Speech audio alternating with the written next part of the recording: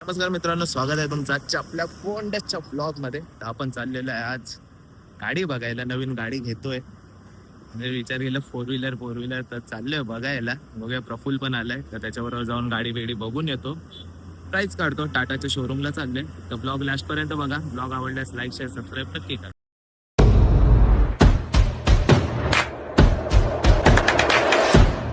मित्रांनो, आलो आपण टाटा मोटार्स मध्ये.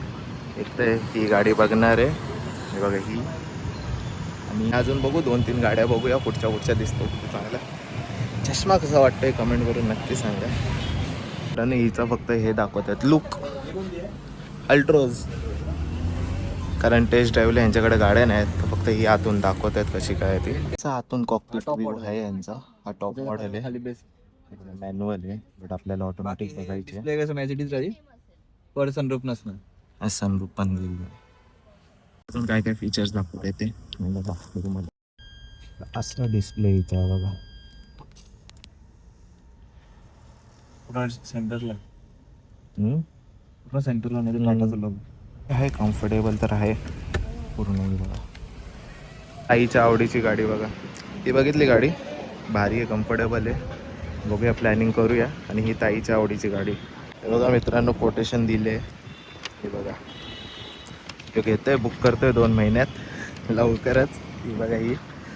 तर फालतूगिरी एकच आहे की जो आम्ही 2 वेरियंट बघितल्या, दोन्हीला सनरूफ नाही आणि आम्हाला घ्यायचे सनरूफवाली. गाडी बिडी बघून घरी आलेलो आणि मस्त झोपलेलो वगैरे. प्रफुल गेला त्याच्या घरी. नंतर मग त्या ब्लॉगची एंडिंग केली नाही, तर बोललो आता ब्लॉगची एंडिंग करूया. तर गाडी बघितली, खूप भारी वाटली अल्ट्रोज. मी स्कोडा सॅल्विया का स्लॅविया काय बोलतात ती घेणार होतो, पण जस्ट प्रफुल्ला अल्ट्रोज बघायची होती म्हणून अल्ट्रोज बघायला गेलो. तर खूप भारी आहे गाडी अल्ट्रोज, मला खूप आवडली. आणि बजेटमध्ये आपल्या, म्हणजे स्कोडासाठी आपण 18 लाख रुपये घालतोय, तर ही आपल्याला 10 लाखापर्यंत येऊन जाते. मिड वेरियंट म्हणजे प्युअर CNG वाला वेरियंट.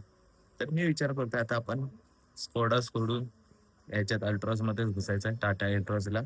तर बघूया आज न उद्या किंवा 2 महिन्यां, 2 वर्षां, 3 वर्षां कधी आपण घेऊ गाडी.